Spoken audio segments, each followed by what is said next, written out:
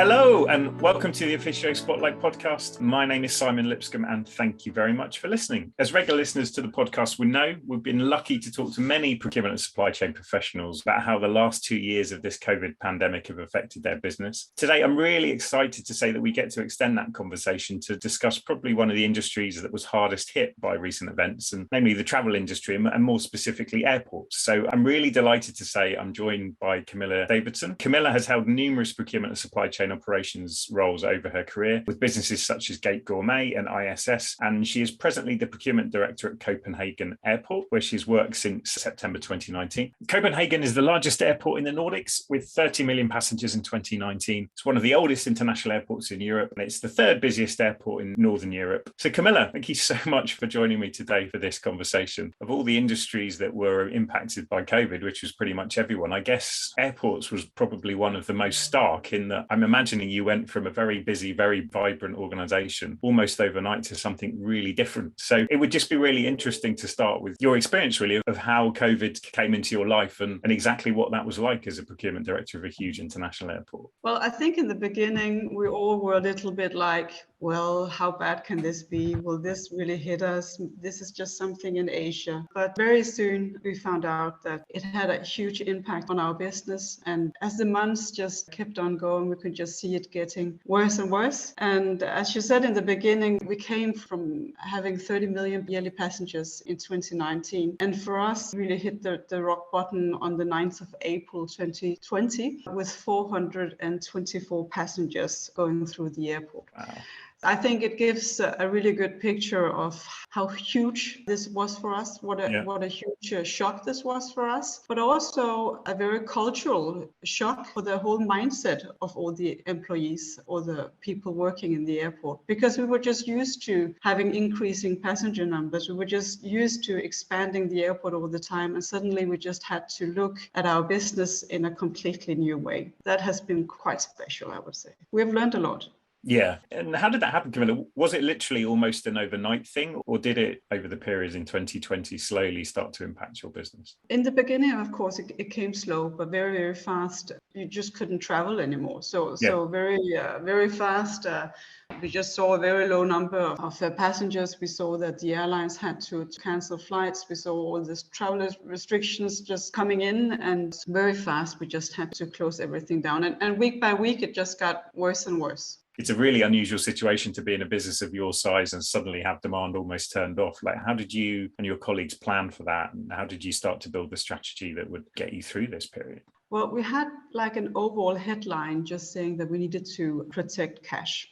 Okay. So we did three, you can say, main things. We eliminated all budgets. We were navigating by short-term forecast because we could see that the forecast that we would normally operate from was not working anymore because it was just changing so fast. So we couldn't really use it for much. And then, of course, we looked at our whole CAPEX portfolio, reviewed that and adjusted everything that we could. So basically stopped what could be stopped and adjusted where we could make some reasonable adjustments. So, but I think the main thing was really to eliminate the budget. So very often, I mean, you are used to running your company and your organization with budgets, and that was just completely eliminated. So we really looked at where do we really need to spend money and what can we cut off. Normally, you can say procurement positions. I mean, how did we do that? Because we normally say that we are co-drivers to the business. So we were, of course, trying to help and support our colleagues to still, of course, deliver a safe and excellent passenger experience, but at a lower cost. So we started to have this stop buying agenda. So simply just try to stop buying everything. Okay. And that was a blanket thing, Camilla, across the business. Yeah. Right. We reviewed all spend, so there were no holy cows. We were allowed to ask questions to all the spend that the organization said that they wanted. We basically just turned all contracts. We have nearly 1,000 contracts, turned them all. We reviewed all, I mean, we were going down to looking at newspaper subscriptions. We were looking at service agreements. We were looking at retainer agreements. We were looking to service agreements. everything basically. So we were reviewing service levels. We tried to stop service agreements if we could. Maybe, sometimes we could in-source service as well, do it ourselves instead of having suppliers to do it. So we just really looked at every single cost to see if we could do this in a different way. That must have been a fascinating experience, I guess, as a procurement professional, because it's kind of almost the opposite of what procurement people typically do, right? I mean, that's quite a unique set of circumstances to have. Yeah, it is. I mean, I know it from myself, but normally you really measure procurement positions in general by the spend volumes. And for us, success was really to see how little we could help our colleagues to spend. Yeah.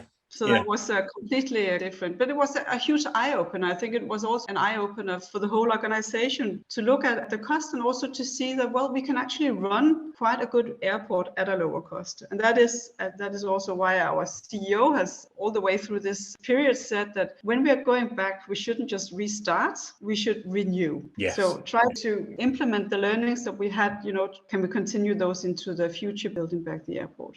It'd be really interesting to come back to the kind of renew bit, Camilla. I think it's a fascinating idea. Just going back to that, turning off the spend and the budgets, how did your colleagues within the business react? Was it kind of an easy conversation or? Well, most of the times it was, but I think also it was inspirational to them that we asked these questions and we discussed the service levels. So very often when I looked at service agreements, for instance, it said gold service or platinum service. And we just started having the discussion with the operation that, well, could we do this at a bronze level? Would that be good enough? The whole airport is founded on safety, on security and compliance. So we're not jeopardizing that at all. We're just asking, could this be good enough? Can we deliver the same? Can we still protect our assets? Can we still make a good passenger experience? But can we do it with a little bit lower cost? And that was, I think, very inspirational. So also sometimes the organization came with good ideas to us. Right.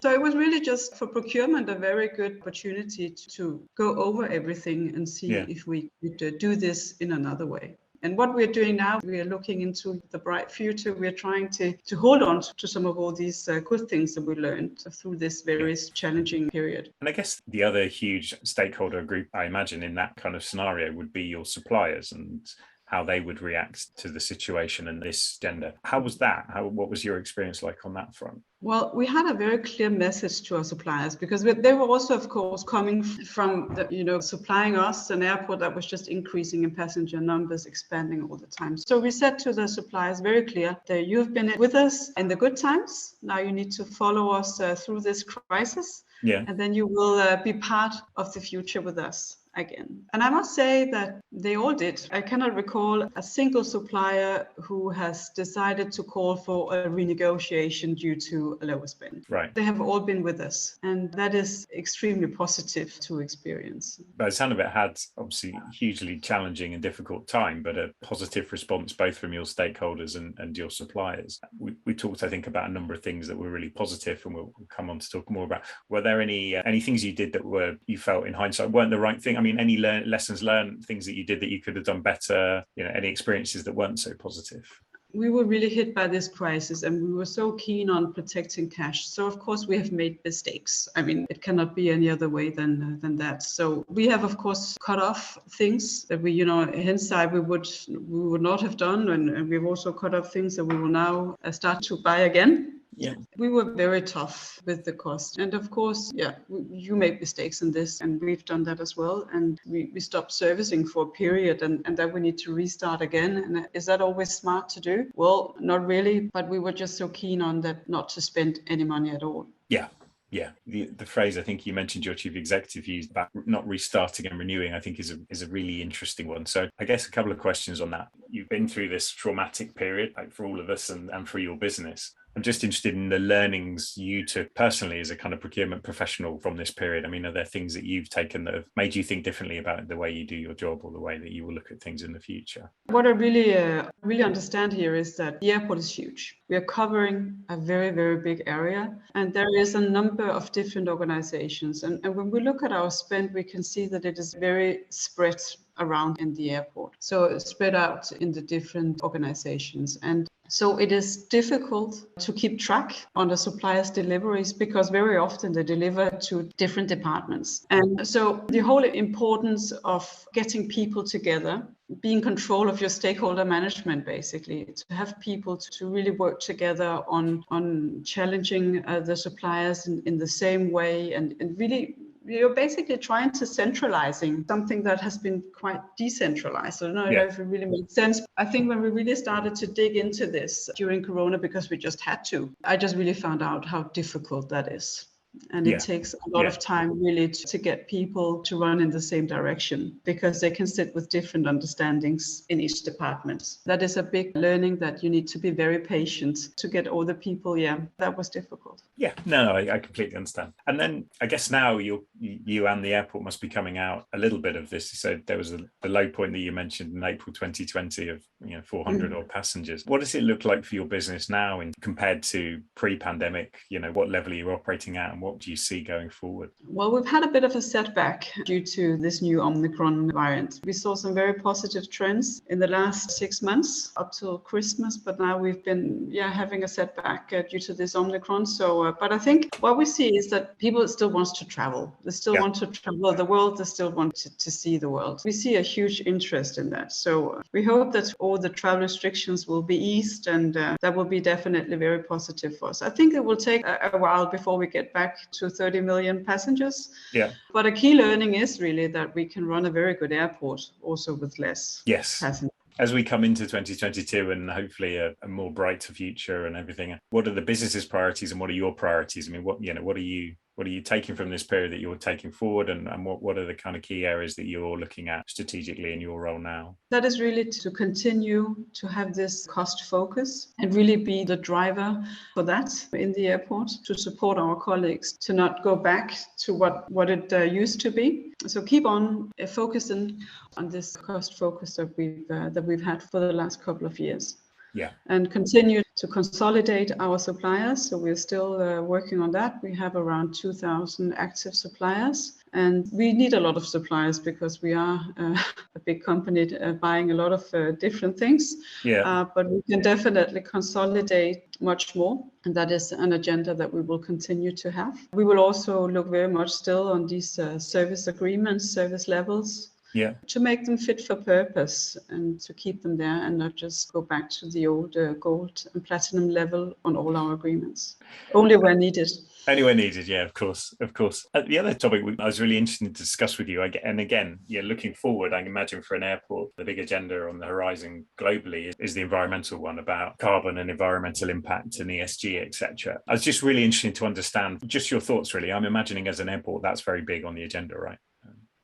It is extremely big on the agenda, and we are thinking into all agreements that we do. Again, I think Corona has put an even larger focus on it because we've had some very good discussion on really reusing things, and that came up with this whole stop buying, protect cash agenda. So really put a much larger focus on where we could reuse some of our assets, where we could give them a longer lifetime than we would normally do, right, and set up processes for reusing everything from computer hardware to office supplies to from small to big things really. And I think the most sustainable you can do is actually not buying anything at all. And I know that is a little bit provoking some, but that is the truth. So that we will continue to do, and we focus on it in all agreements that we do, from food waste to buying in company cars to buying in assets. We have this headline of being a responsible airport, and I think it will only become bigger in the future. Yeah. Camilla, thank you so much. It's been a really fascinating conversation. And COVID is obviously a terrible thing, but it's been fascinating to hear how you and your businesses reacted to that, and actually a number of potentially quite positive behaviours and impacts and outcomes from that. So really appreciate your time. Thank you so much. Thank you so much. Hope to see you in the airport soon. Absolutely, yeah. Me too. I need to get out of my little cupboard. Exactly. If you enjoyed this podcast, please click the follow button on your chosen podcast platform. We'd also absolutely love to hear your views. So please do leave us a review on those platforms, or indeed send me a message on LinkedIn. And we'll be back soon for another discussion with senior industry figures.